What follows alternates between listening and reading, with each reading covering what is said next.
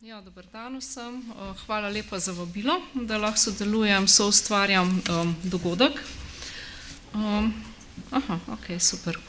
Ja, moje predavanje bo nekoliko bolj raziskovalno naravnano. Predstavila bom kar nekaj rezultatov iz dveh študij, ki so bile narejene v zadnjih letih v Republiki Sloveniji.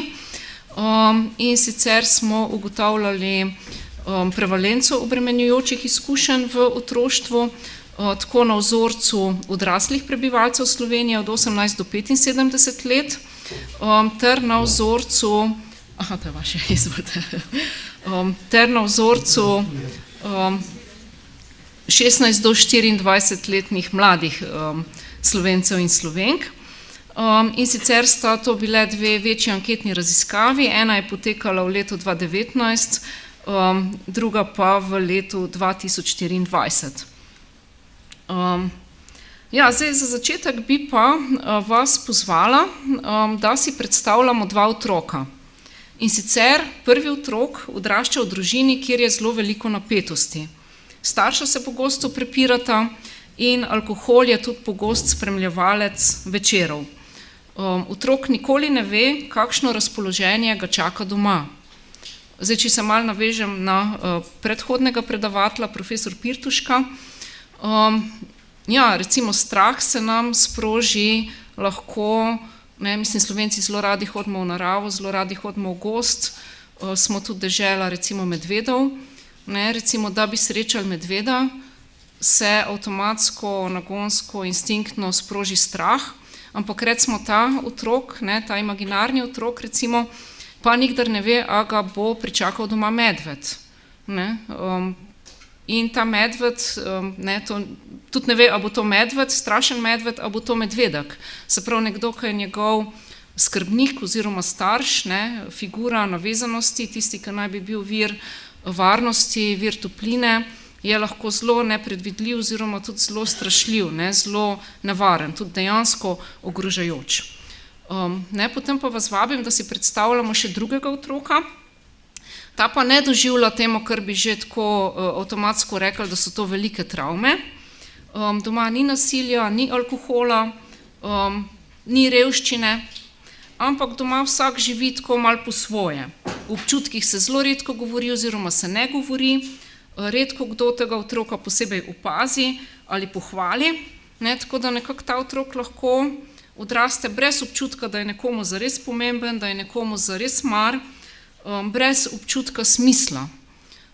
Se pravi, imamo nekako lahko dve take zelo različne zgodbe. Zgodbe, kjer so prisotne tako zvane obremenjujoče izkušnje, in zgodbe, kjer ni obremenjujočih izkušenj, ampak manjka pa tudi teh pozitivnih izkušenj, tako zvanih pozitivnih izkušenj v otroštvu. No in tukaj se nam pojavi zelo zanimivo vprašanje. Nekateri ljudje lahko kljub recimo relativno ali pa zelo težkemu otroštvu se razvijajo kot relativno stabilne osebe, drugi pa, tudi če niso doživeli hudih travm, vseeno ne razvijajo recimo občutka zadovoljstva življenjem, ne razvijajo nekega bazičnega samospoštovanja. Tako da nekako to je eno takih vprašanj, na katero smo skušali tudi odgovarjati za to raziskavo, oziroma s tema dvema študijama. Zdaj, kaj so sploh obremenjujoče izkušnje v otroštvu? Na teh slajdih jih imam pod kratico OIO. Ja, to so potencialno travmatični dogodki, oziroma dogajanje okoliščine do 18. leta starosti.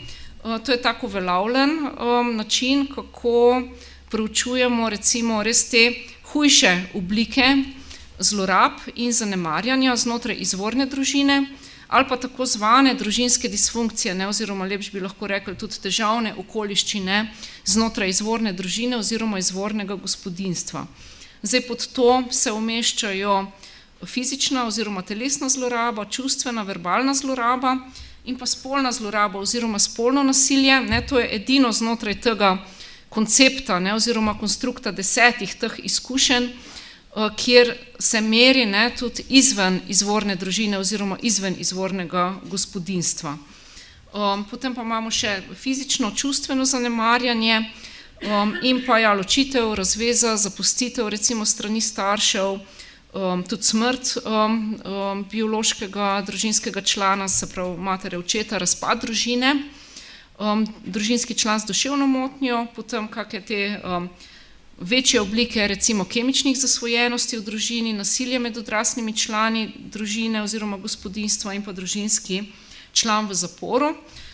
To nismo začeli proučevati v Sloveniji, ampak se je začeli proučevati sredi 90-ih v Združenih državah Amerike na eni izmed ameriških južno-kalifornijskih klinik za preventivno medicino v San Diegu, kjer je bil, to je bila ena zelo naprednih klinik oziroma še vedno ena zelo naprednih klinik.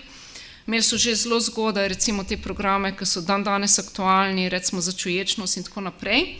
Tako da so imeli recimo na začetku 90-ih tudi uspešen program za hujšanje, ki ga je vodil dr. Vincent Felitti, in kar je ugotovil, znotraj zelo uspešnih udeležencev programa za hujšanje je bilo zelo veliko osipa. In potem ga je zanimalo, zakaj je toliko osipa, zakaj tisti, ki uspešno začnejo hujšati, prenehajo obiskovati program ali se pa zelo hitro zredijo nazaj.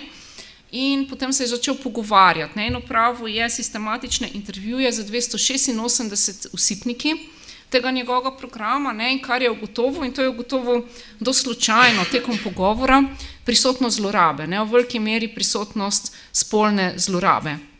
In potem je nekako hotel bolj sistematično raziskovati, kako se lahko, kakšen je vpliv recimo takih bremenilnih travmatičnih izkušenj, in je skupaj z Robertom Ando, ki je takrat bil raziskovalec, glavni raziskovalec na teh centrih for disease control, to je kot naš NIJZ, Nacionalni inštitut za javno zdravje, nekako z njim se je povezal in potem sta zasnovala raziskavo, kjer so vključili teh 10 izkušenj in so to pogledali na skoraj 18.000 udeležencih njihovega programa znotraj klinike, kjer so točno vedeli, kakšne so bolezni, to so nekako zdravniško pregledali in potem so to povezali, to so jih vprašali, to niso bila vprašanja, ste doživeli spolno zlorabo, ampak so bila zelo razdeljena vprašanja, tukaj zdaj, mogoče tudi vsi ne vidite, so zelo na kratko, teh 10 kategorij, v tej izvorni študiji, pa tudi v naših študijah smo pa bistveno bolj poglobljeno spraševali, z veliko vprašanji, recimo za čustveno zanemarjanje in tako naprej, to ni bilo tipa, a ste doživeli recimo čustveno zanemarjanje. Tako da nekako se je pokazala zelo močna povezava med temi izkušnjami, med doživetjem teh izkušenj in potem različnimi telesnimi boleznimi, pa tudi duševnimi težavami. Zdaj, mogoče to bi še omenila, seveda, kaj so bremenilne izkušnje v otroštvu, to je ena širša kategorija od teh 10. Upoštevajo se zdaj v zadnjem času vse bolj, in tu smo tudi prispevali recimo znotraj slovenskih raziskav, izkušnje revščine, diskriminiranosti, vojne, prisilnih migracij in tako dalje, tudi izkušnje recimo vrstniškega nasilja, izločenosti znotraj skupine vrstnikov.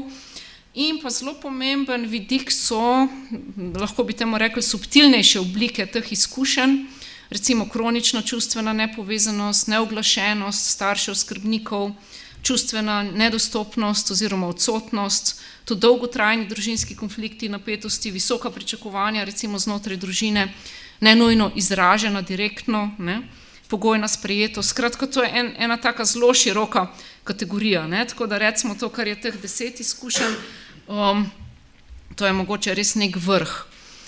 No in kar se tiče teh povezav z različnimi izidi, tako kar rečemo izidi v odraslosti, na to temo je bilo ogromno študij, ogromno študij v različnih državah sveta. Slovenija je bila pravzaprav ena zadnjih držav, ki je dobila svojo študijo obremenjujočih izkušenj. Recimo tukaj so avtorji Hughes z drugimi avtorji v 2017 pregledali obstoječih 37 študij, kjer je skupaj bilo skoraj več kot četrt milijona udeležencev teh raziskav.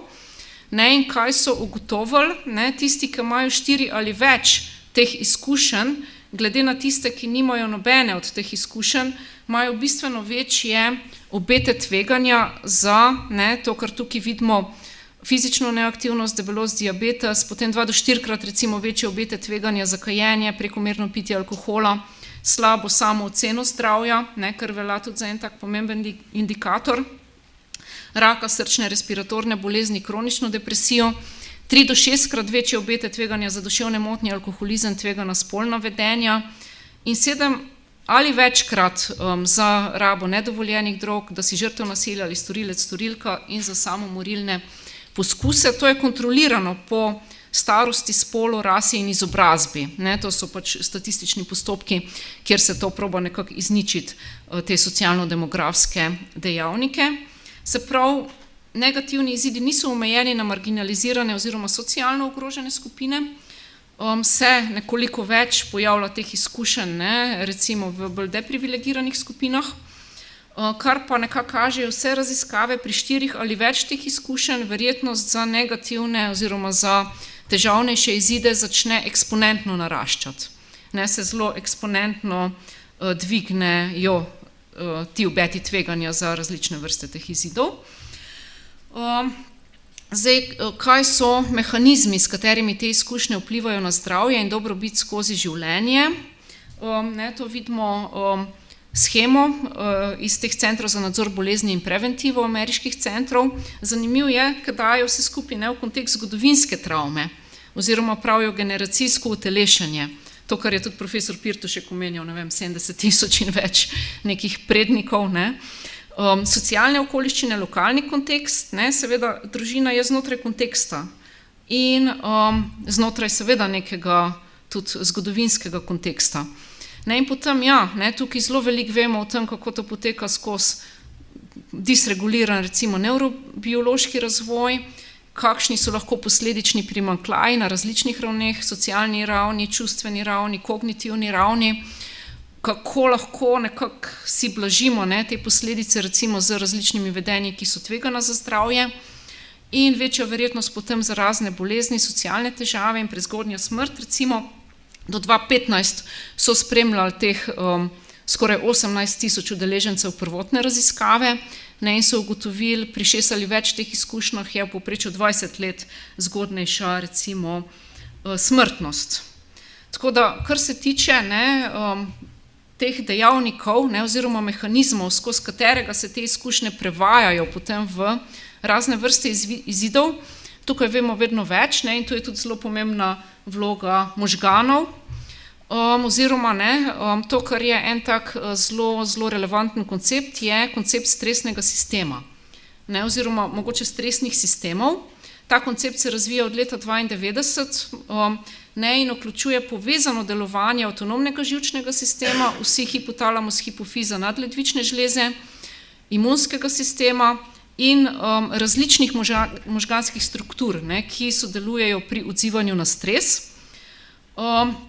No, in to je en tak zelo kompleksen sistem, med sabo povezan, ne, tudi že od 80 let naprej se govori o psiho-, imuno-, endokrinologiji, ne, se pravi, že tukaj se govori, ne, da je to tak med seboj povezan sistem, ne, kjer se danes tudi vse več ve, ne, kako je vključena še os možgani, črevesje, ne, cirkadiani ritem, skratka zelo zanimivo področje, ne, mislim, na to temo bi lahko imeli seveda celo serijo predavanj, ne. Potem alostatska obremenitev je tudi en koncept, ne, vidimo, to so že dosti stari koncepti.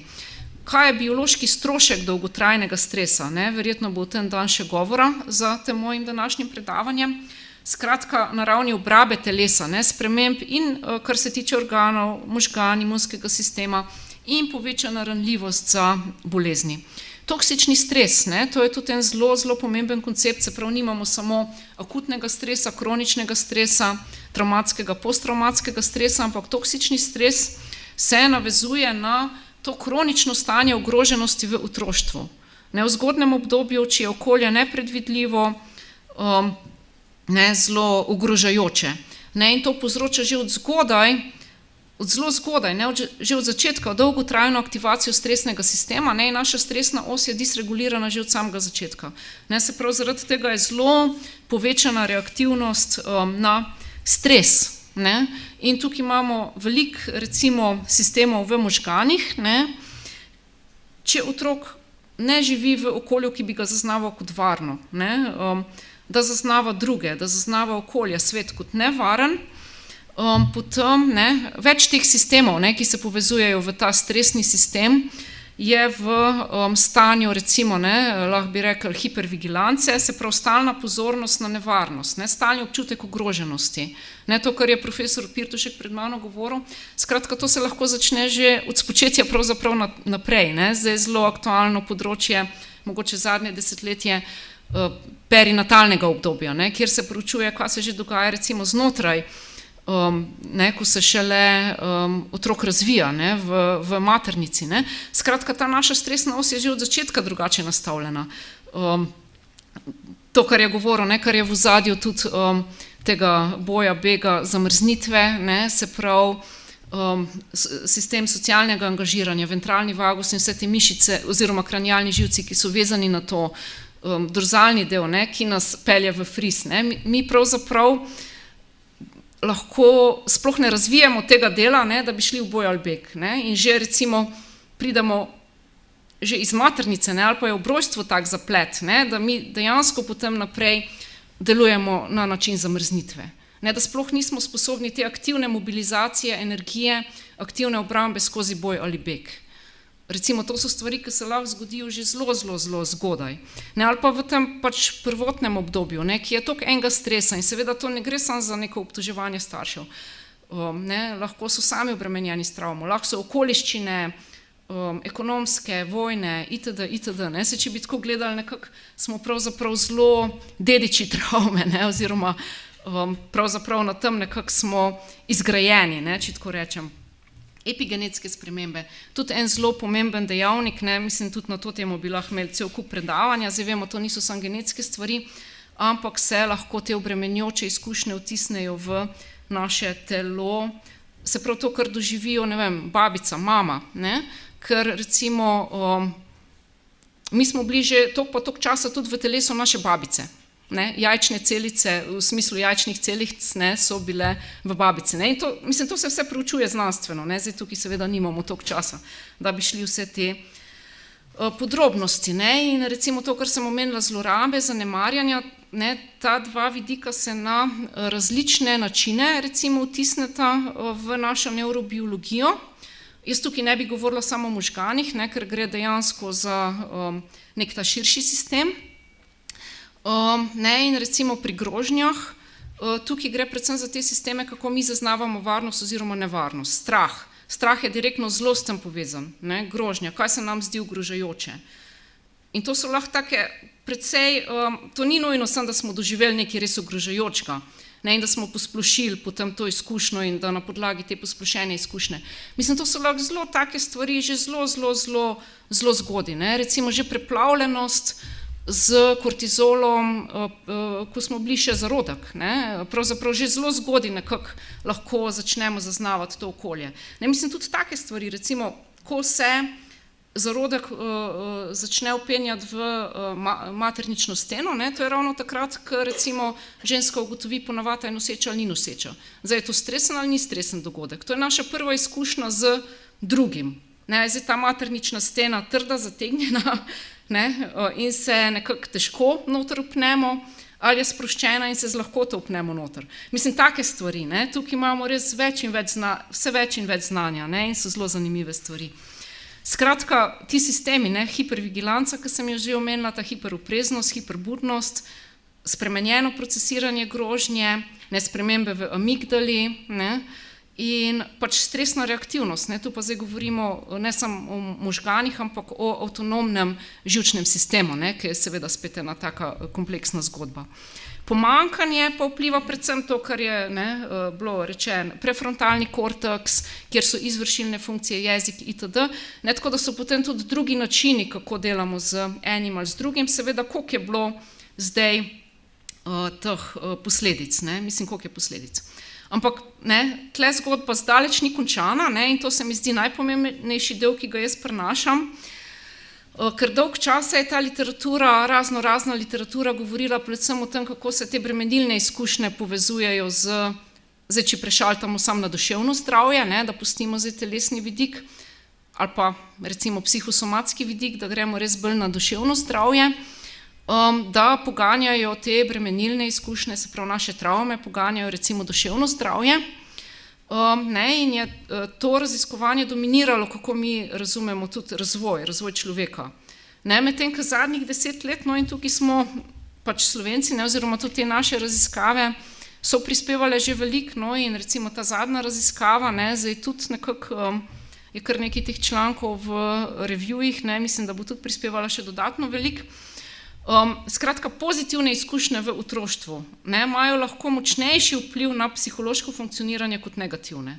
To je zdaj ta dobra novica, recimo, ki jo prinašam tudi z raziskavam. Se lahko bi rekli, te stvari so dosti lahko intuitivne, zdravorazumske, ampak zdaj, ko se gremo znanost, smo tudi zelo veseli, če kakšne take stvari lahko nekako pokažemo, dokažemo, recimo. In kaj so zdaj te pozitivne izkušnje v otroštvu? Mislim, tu se tudi razvijajo to kot teoretski konstrukt, kot empirični konstrukt, se prav to radi merimo, probamo to čim bolj učinkovito meriti, ampak če bi tako nasplošno govorili, če se vrnemo k tisti prvi zgodbi, to je neka taka toplina, se pravi, da je nekdo, ki verjame vate, nekdo, ki te nekako spodbuja, ta občutek varnosti, se pravi podpora, ki ni nujno zgolj v izvorni družini oziroma v izvornem gospodinjstvu, tle so lahko, učitelji, mentorji, stari starši, tudi prijateljski krog, nek občutek pripadnosti, neke smiselne dejavnosti v lokalni skupnosti oziroma v nekem širšem okolju, povsod, kje si nekako smiselno vpet, kje dobivaš občutek ene pripadnosti, smisla, podprtosti, da si viden, tako na ta način, da si spodbujen. In zdaj, če mi imamo manj travme, to še ne pomeni, da imamo avtomatsko boljše funkcioniranje, več blagostanja, boljše duševno zdravje. To, kar kažejo tudi zdaj te naše, sploh ta zadnja raziskava, da mi rabimo te aktivne razvojne vire. Rabimo tudi zelo veliko teh aktivnih razvojnih virov, da razvijamo recimo duševno blagostanje. Ti varni odnosi, varna navezanost, pripadnost, podpora, kompetentnost, vse, kar nam daje en občutek kompetentnosti, smisla, vse to nekako gradi naše duševno zdravje in tudi zmanjšuje potrebo po različnih kompenzacijskih vedenjih, recimo ravno to digitalno okolje, digitalni svet, tle imamo zdaj tudi pač zanimivo, zelo zanimive stvari se kažejo v tej študiji, recimo definitivno več, ko imamo pozitivnih izkušenj, manjša potreba je po neki, oziroma manjša je problematična raba spleta, problematična raba ekranov. Mislim, bistveno manj problematično je, čisto drugačna je raba teh digitalnih zaslonov oziroma naše obnašanje v digitalnem svetu. Zdaj bom pokazala nekaj izbranih rezultatov. To je ta študija, ki je bila narejena na skoraj 5000 Slovencih in Slovenkah, starih od 18 do 75 let. Tu so zdaj te posamezne izkušnje, odstotki teh posameznih izkušenj, se pravi kar veliki odstotki nasilja, tudi zanemarjanja, četrtina približen, recimo zasvojenost odraslega člana gospodinjstva, vidimo več kot petina, izguba biološkega starša, zapustitev, ločitev, to je vse do 18. leta starosti, 30,4%, kar visoki odstotki. Se pravi v Sloveniji kar 27,3% tistih, ki imajo 4 ali več teh izkušenj. To je bilo na tem našem sistematičnem vzorcu, velikem vzorcu, dobro uteženem vzorcu, tako da to je kar veliko, več kot vsaka četrta oseba ima recimo zelo povečano tveganje in povprečje imamo 2,4 teh izkušenj. Ampak, hkrati tudi zelo velik odstotek takih, ki imajo precej pozitivnih izkušenj. Recimo kar povprečje 9 od 13 pozitivnih izkušenj. To je pa hkrati zelo dobra novica. In tukaj smo uporabili pač eno lestvico, kjer smo merili 13 postavk, stabilno funkcioniranje družine, tudi zunanja podpora družini in tako naprej. Zdaj, to, kar se je pokazalo, zdaj tukaj se osredotočam samo na duševno zdravje, ja, tisti, ki imajo 4 ali več teh izkušenj, bistveno večji obeti tveganja za, kot vidite, vse te oblike kliničnih težav, to so diagnosticirane težave, depresija, anksioznost, zasvojenost, motnje pozornosti in hiperaktivnosti, motnje hranjenja, vse ena diagnosticirana duševna motnja, sploh pa, ko govorimo o samomoru. Zato, ker so te daljice, to so intervali tveganja, povprečje tveganja pa vidimo tle, kje so ti trikotniki na sredini. Potem, pokažem tudi te kronične telesne bolezni, tu vidimo sindrom kronične utrujenosti, ima zelo visoko tveganje, ostale stvari tudi, ampak precej manj, recimo migrena, tudi sodi med te z kar povišanim tveganjem.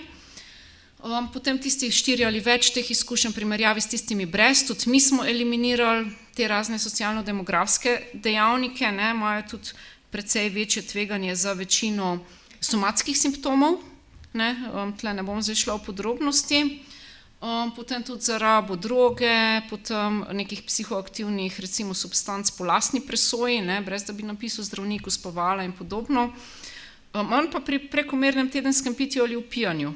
To pa je očitno neka naša kultura slovenska, ki se ne povezuje samo z temi bremenilnimi izkušnjami. To je pa tudi bil en zelo zanimiv rezultat. Ker po drugi strani, ko so pa ljudje sami ocenjevali, do kolikšne mere se čutijo zasvojeni, z različnimi vidiki, kemičnimi, nekemičnimi, pa vidimo, je alkohol zelo visoko tveganje, če imamo 4 ali več teh izkušenj. Pa tudi se pokaže, recimo spolnost, pornografija, spletne igre, videoigre, igre na srečo, tudi to zelo naraste. Seveda nas je pa potem zanimalo, in to zdaj pokažem pač na kratko iz parih člankov. Recimo tu smo s kolegico ugotavljali, to so naslovi člankov, koliko pozitivne izkušnje blažijo, recimo slabe izide, če imamo pač 0, 1, 2 do 3 ali pa 4 ali več teh bremenilnih izkušenj od teh 10. In to, kar se tukaj kaže, precej blažijo. Precej blažijo recimo samo oceno fizičnega in samo oceno duševnega zdravja. To je samo ena trditev, koliko ocenjuješ svoje fizično pa duševno zdravje na lestvici od 1 do 5, in velja kot en zelo močen indikator, ki se tudi na podlagi teh študij bo vse več nekako uporabljal. Poskus samomora, depresija, anksioznost pa neaktivnost, fizično neaktivnost. Tukaj so te pozitivne izkušnje zelo pomembni blažilci. Potem smo pa gledali recimo še neke druge, te recimo slabe izide, predvsem vezane na telesne bolezni, kajenje, škodljivo rabo alkohola, rabo drog, debelost, tu pa nekako ni bilo tega blažilnega učinka. Potem, to je bilo še nekako zelo zanimivo, sva pogledali to povezavo z samoocenjenim telesnim in duševnim zdravjem in sva pogledali, koliko je vmes mehanizem zaznane čustvene podpore.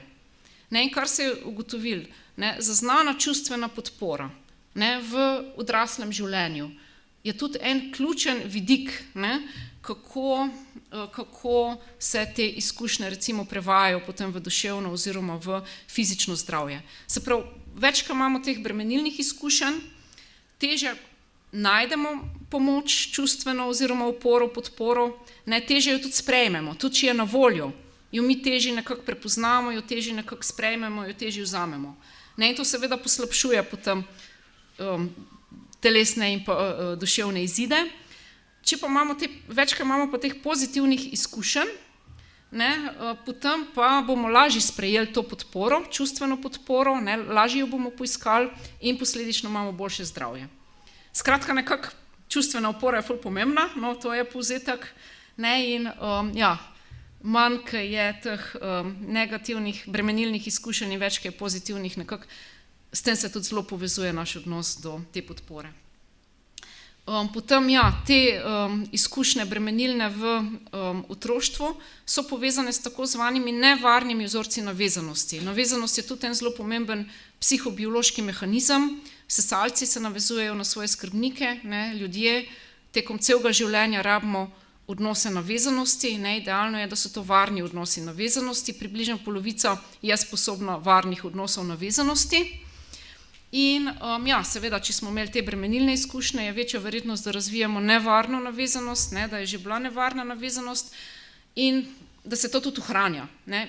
To je neka naša delovna matrica, recimo ta model navezanosti, ki se lahko tekom življenja spremeni. Ne, če imamo srečo, pa pridemo v eno bolj spodbudno okolje, partnerski odnos itd., se lahko iz nevarnega spremeni v varni, ne, ali pa recimo terapija naj bi služila, da se razvije varni odnos navezanosti.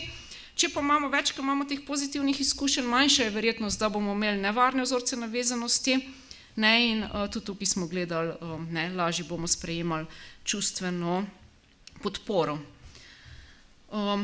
Tako da, nekaj, kar je pa tudi zelo zanimivega, kar sva gledali s kolegico, ne, da se te obremenjujoče izkušnje direktno prevajajo v somatske simptome, v psihosomatske simptome. Ne. Tle je zelo močna direktna pot, ne, in ta pot poteka prek tako zvanih motenj v samoorganizaciji. Ne. Zdaj danes se govori o tej kompleksni razvojni travmi. To je zdaj tudi en tak koncept. Nimamo samo posttravmatske stresne motnje, ampak imamo kompleksno posttravmatsko stresno motnjo, ki je posledica recimo ravno teh recimo otroških travm, razvojnih travm, teh bremenilnih izkušenj v otroštvu.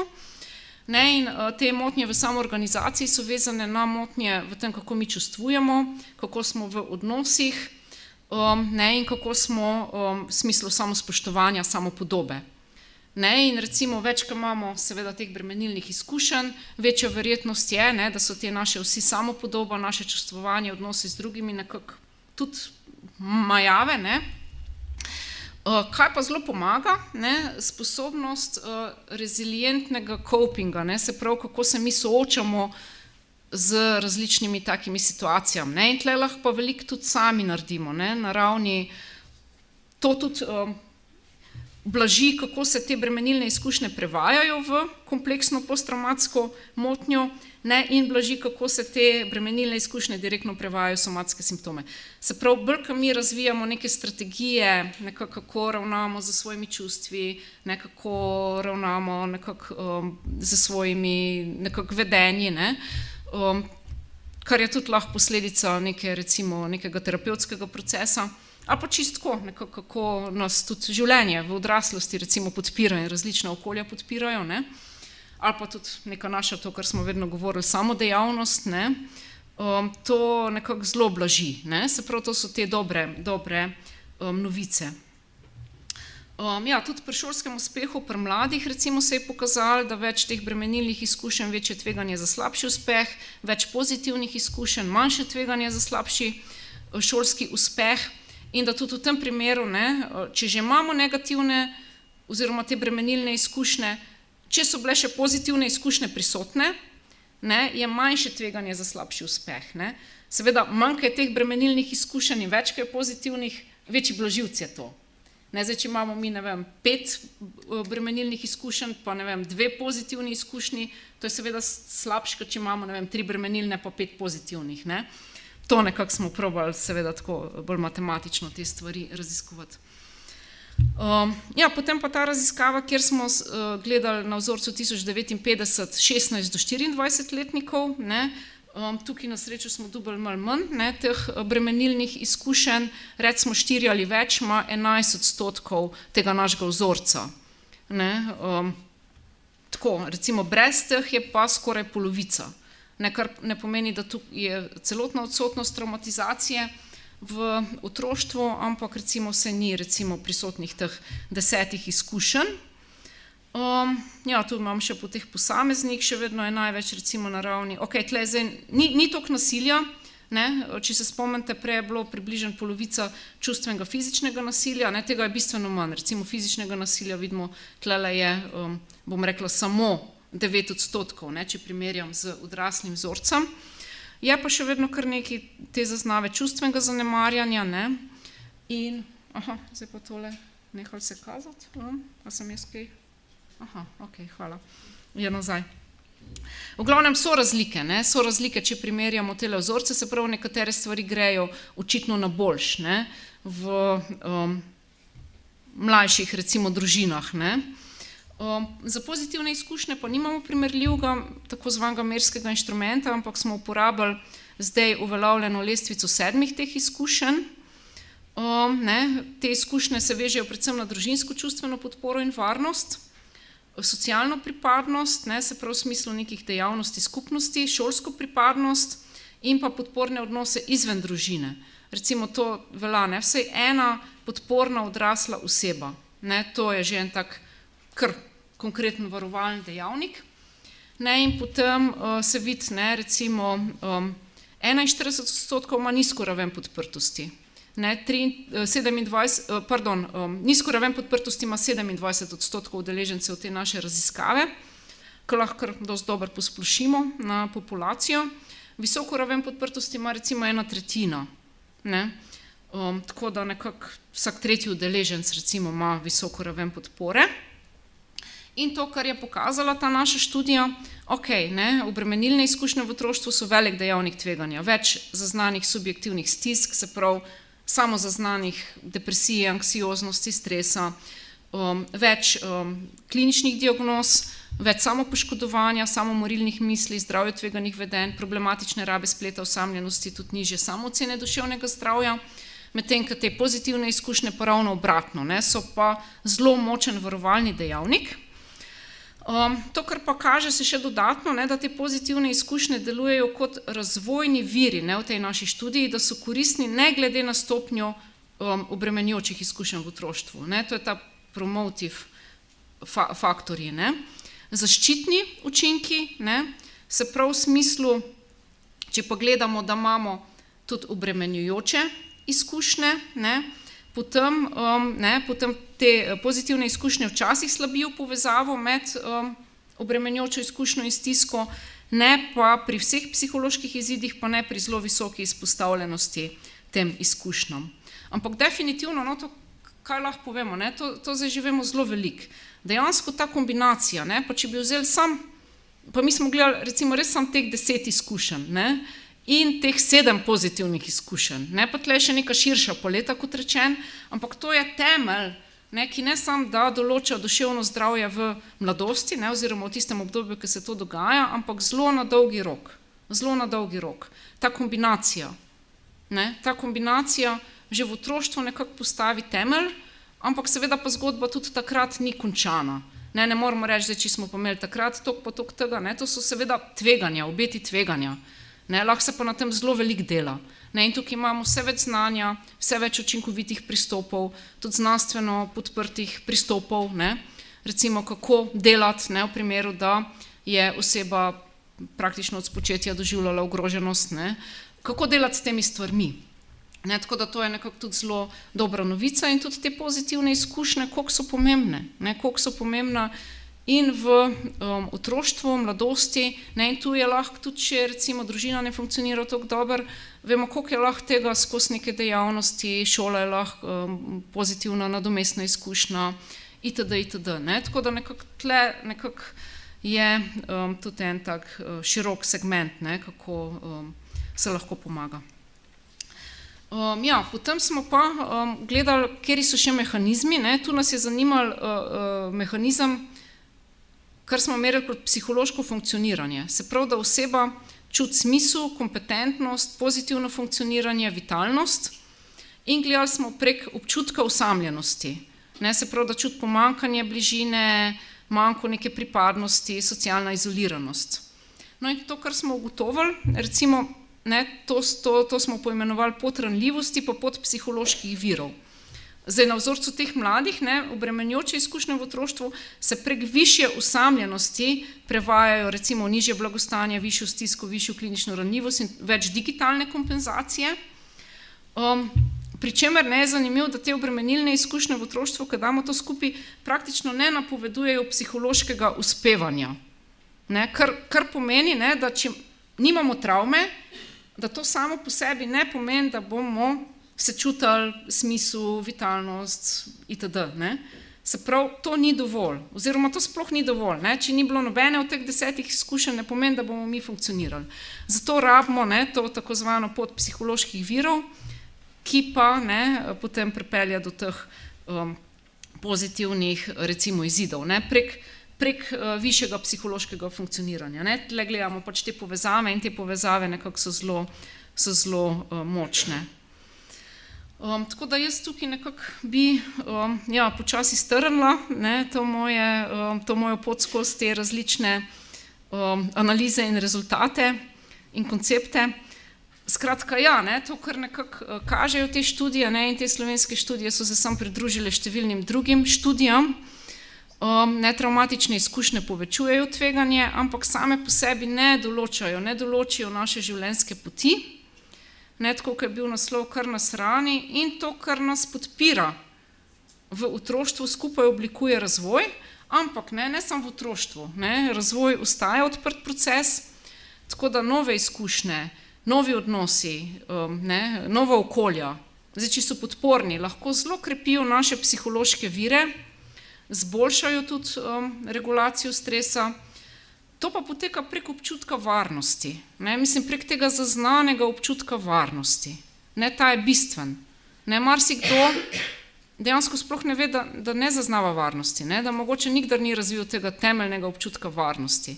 In ko mi nekako pridemo v to občutje varnosti, res tako globoko v sebi v to občutek varnosti, potem to je lahko ena taka res zelo pomembna prekretnica. To so res taki, recimo ena avtorica Masten, ki se ukvarja z proučevanjem psihološke odpornosti, govori o ordinary magic.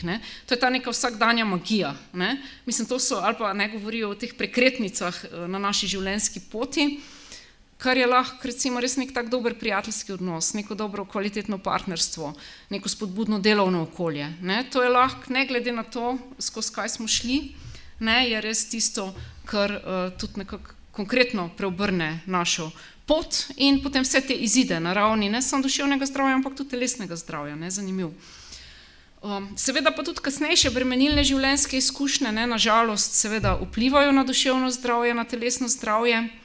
In zato je še toliko bolj pomembno, da imamo tekom celega življenja dostop do podpore, kakovostnih odnosov, priložnosti za razvoj. In tako na tej točki bi jaz zaključila. Hvala.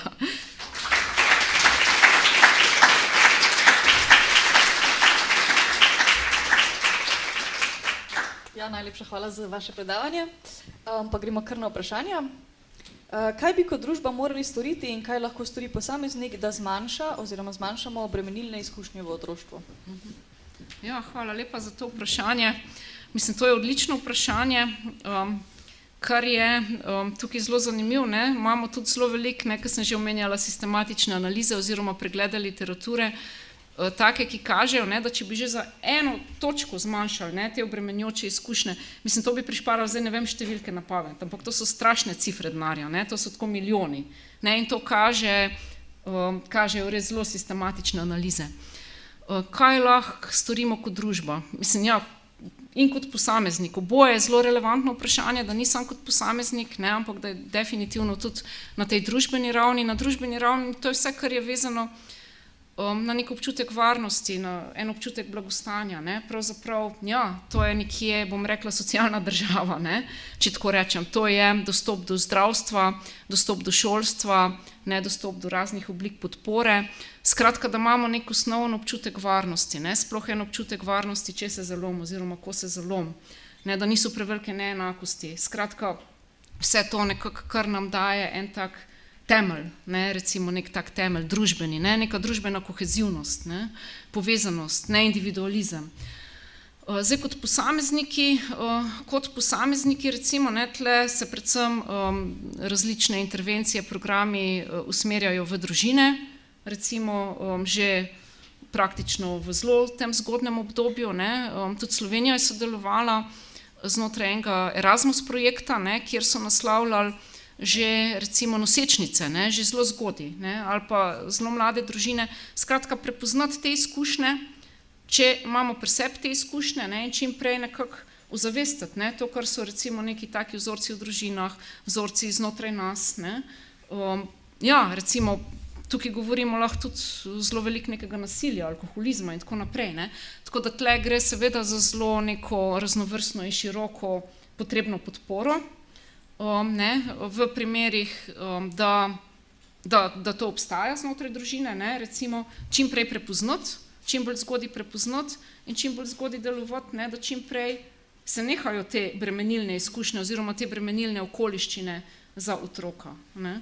Zdaj, če pa imamo kot posameznik te izkušnje, ne, zelo pomagajo vsi dejavniki, ki so vezani na zdrav življenjski slog, ne, to, kar je nekako pomirjanje teh stresnih sistemov, ne, kar sem omenila, nekako predelava teh izkušenj, ne, tudi v smislu, ki smo prej omenjali ta boj, beg, zamrznitev, ne, nekako tle lahko imamo zelo veliko.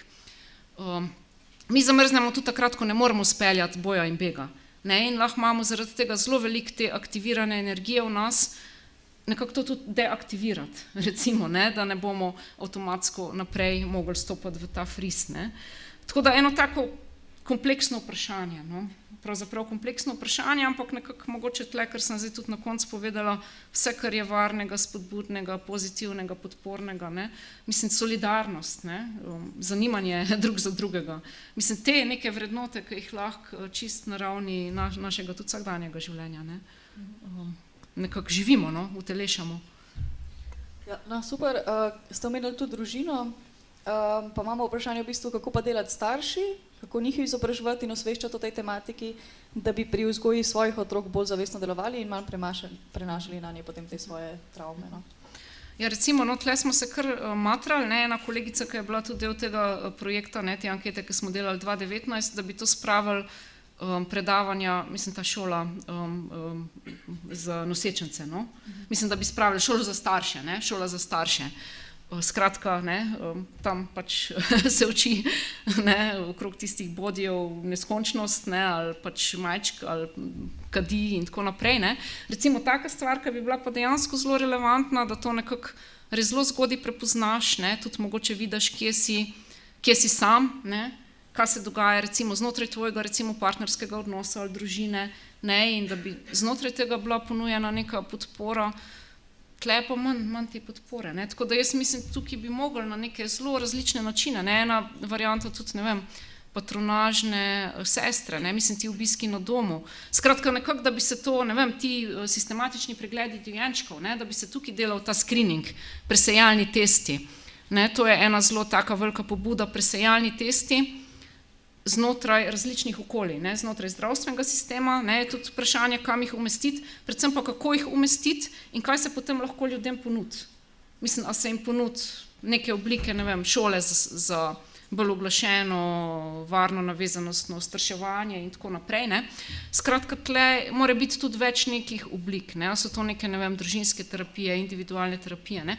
Tle, to je en tak širok nabor, ne, in nekako so tudi že programi, recimo ACES Aware, ne, se razvija v Južni Kaliforniji, je že zelo uveljavljen program, ne, na srečo pač so tudi le dali noter kar zelo veliko sredstev, ne, da ne dajo samo za vojne. In je že zelo razdelan program, ne, in se uporablja recimo znotraj pediatrije, ne, prav uveljavljen ta pristop triaže, ne, oziroma tega screeninga in potem naprej, ne, z vsemi temi vrstami programov, ne, ljudem je treba dati tudi možnost. Ne moramo vsakega dati, ne vem, na šolo za starše in to še, ne vem, šolo za starše pod nekim enotnim tem programom, ne. Mislim, mora biti nekako tle več enih opcij, ne, to nekako kažejo izkušnje iz tujine. Ok, hvala. Potem imamo še vprašanje, katera negativna oziroma pozitivna izkušnja je po vaših raziskavah, vaših rezultatih v bistvu najbolj vplivala na razvoj posameznika?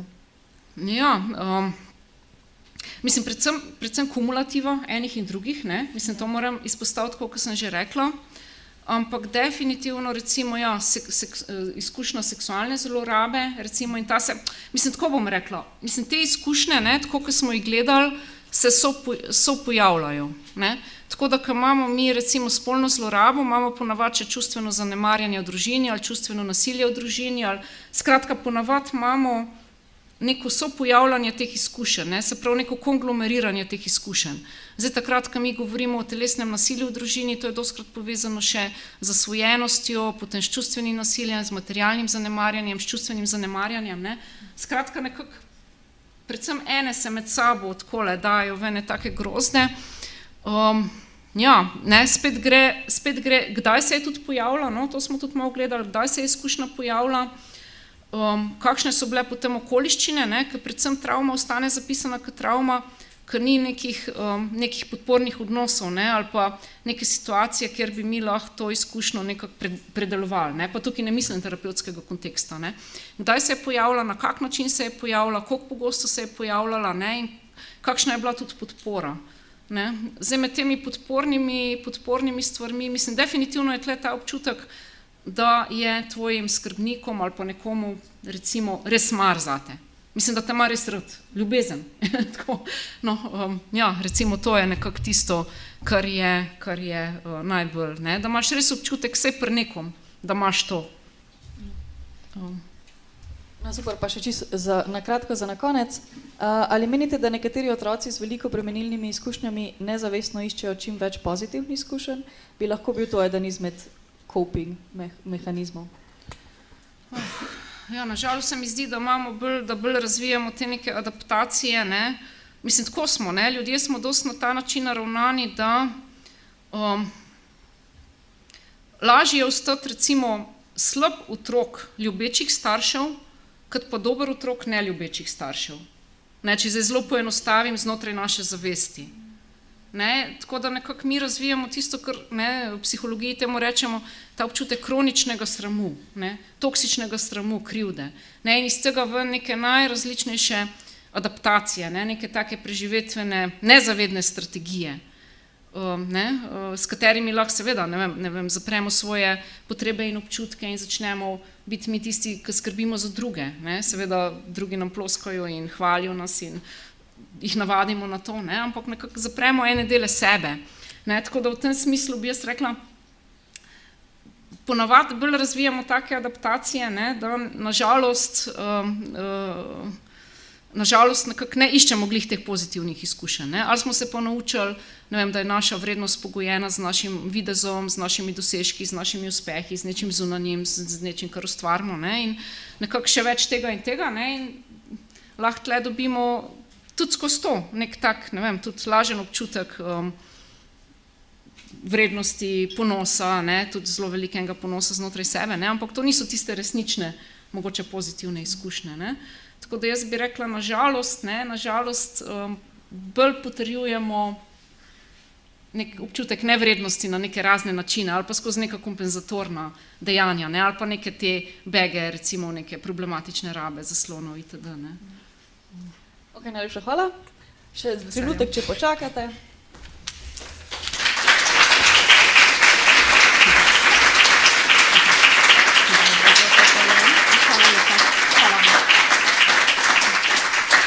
Hvala še enkrat, da ste se odzvali našemu povabilu in za to čudovito predavanje. Zdaj bomo pa naredili spet 5 minut pavze, tako da se vidimo 15 čas.